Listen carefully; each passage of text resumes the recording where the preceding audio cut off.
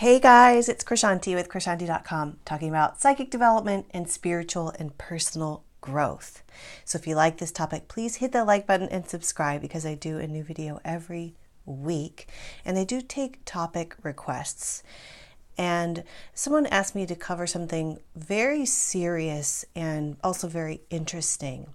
And I'm going to read to you what she asked so you can fully understand the big picture and what she's talking about. So here it goes.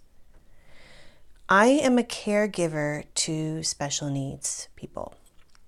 I would love to hear tips for not matching patients' brainwaves and states who have dementia, autism, extreme nonverbal, alzheimer's, etc. I've been an out-of-hand unconscious healer by impulse. I am aware of and practice grounding at home, separation objects, pulling in my energy, asking guides for help. So she knows all about the whole clairvoyant thing and the clairvoyant school of training, so to speak, where they teach you all about how to do that sort of thing. I feel best when barefoot in nature with patients, etc. I am disabled myself, but desperately need the income, so I do some private caregiving one-on-one for nonverbal, autistic, special needs families. I get anxious, drained, and run down in their home and from their family. I can't speak well, and it affects my cognition at times. I suspect they may be grounding into and through me. Kind of like energy vampires, but I feel bad for expressing that truth because she says, I really do appreciate them all. Do you have any tips for other nurses, doctors, caregivers in psych units, hospice, or county long-term nursing facilities? It's unhealthy for anyone with low energy and not in good health to have the majority of one's time in such environments without a supportive network. And wow, it's deep and intense, and it makes me think right off the bat of a client that I love, this young guy who's great, really fun, very strong, grounded person who had a job in the ER, and I knew it would be hard to do that full time, and it takes a certain sort of how do I say it? Like you have to be a certain sort of like really strong, grounded person to work in that kind of emergency environment where there's a lot of trauma going on at all times. But to speak to what this person was talking about, the one thing I can think of to not match someone's brain waves is to practice listening to binaural beats, which is you can buy it online or maybe listen to something. Maybe they have something on YouTube that you can listen to. It's that kind of has a rhythm that helps your brain waves like kind of match up to that. And when you get used to that, you can then kind of slip into that state. And of course, you can't be listening to that when you're working with people. I mean, on your own time. Then when you're with them, your brain waves might sync up with that if you can remember that. And match that versus matching the brainwaves of the people that you're working with. Now that's one thing. Another thing that might help is any kind of method that gets you fully engaged in your own mind that you can run on autopilot while you're working. So one thing in particular that I think might be helpful is the Bankston image cycling. I've made a video about that. I did the training a couple of times and I've been practicing doing it for over a year now.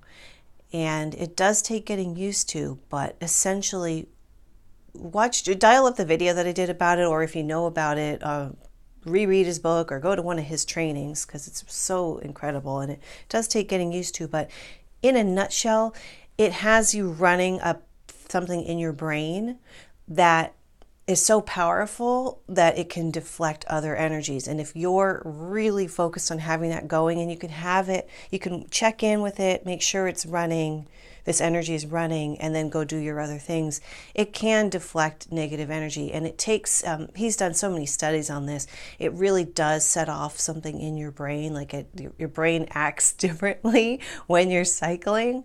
And so having that going could help you to not match the people you're with. And as she had asked or said, she knows all about grounding and putting up separation objects. If you don't know what grounding is, it's just kind of earthing, kind of imagining that you're really rooted into the earth, that you have roots growing from your feet or your root chakra down into the core of the earth, and you're just really settled into the earth and in your body. That's what being grounded is about. And putting up a separation object means you have your aura, and then you imagine there's something in your aura running around, like deflecting energy. And yes, when I was thinking about talking about this, addressing her question today, I was like, yeah, if she were to work with guides, they might help. But she said she already has a dialogue going with spirit guides, and she knows how to do that. So the other thing to keep in mind too is when you're at a job like that, it is all encompassing. And so for a healer, especially, and a sensitive person, it's so easy to just automatically forget or automatically kind of match up or be, kind of pulled into what's happening with your patients. So it's a very challenging situation. And one thing I can recommend, if it's at all possible, is to take little breaks throughout the day and get outside and stand in the sun. And I've talked about this before, but when I was working at a healing center which was a very got to be a really challenging environment, I would go outside, sit in the sun, and do the middle pillar. It's a Kabbalistic meditation that just centers you and really brings a lot of positive energy in. Now that takes at least 10 minutes to do it, but if you can take a 10-minute break and do that maybe 4 times through a shift or something like that, it will help. And then when you're home, if you can immediately take a shower, maybe scrub with sea salt, take a bath, incorporate the essential oil of the cedar wood is very good for keeping your energy to yourself and deflecting other people so they don't have power over you. It's a very strong oil, but it's very good in helping you keep that power center. Sea salt, I said before, helps clear energy. Also, lemon is very, very good with helping you to release and clear energies. And those are the most important and basic things that I can think of that will help with that. I'm trying to think if there's anything else that comes to mind. Well, yes, in the back of my mind, I was thinking if you can devote time to a meditative practice as much as possible, geared towards growing your light, keeping your aura really, really strong and bright, that will just continually build over time and eventually become so bright that people won't interfere. But that really will take time. I mean, it will take like years, and it will probably need to be a consistent practice. Now, I also noticed I didn't mention crystals or stones, because in my experience, when I would have to do too many readings at once, in one sitting, the crystals didn't help at all with people's energies and people getting the vampiric sort of energy attacks and stuff like that. I mean, I love them. They're beautiful. They can help with other things, but when you're barraged like that, or like in the environment and in the situation, they don't do a whole lot to help. But the other things should. And I'm very cautious about this because I very much understand what she's saying about the need to make a living, and it would be callous and and unkind to say, we'll get into something else, because some people, you're at a certain age, this is what you do, this is a survival, what you might. So I get where you have to do it. This is some people. I mean, as much as you can say, spiritually speaking, like, oh, well, just manifest something that aligns better for you, or blah blah blah. Sometimes it doesn't work that easily, and it's a noble profession. I mean, if you're a healer and this is your calling too, I mean, it behooves you to find a way to work through it, and so.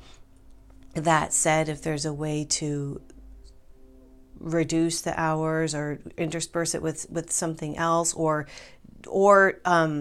because I believe she's saying she's working part-time, if you can do maybe a Monday, recuperate on a Tuesday, go in on a Wednesday, recuperate on a Thursday, instead of like doing a Monday, Tuesday, Wednesday, and then not having time to regain your strength, that might help as well.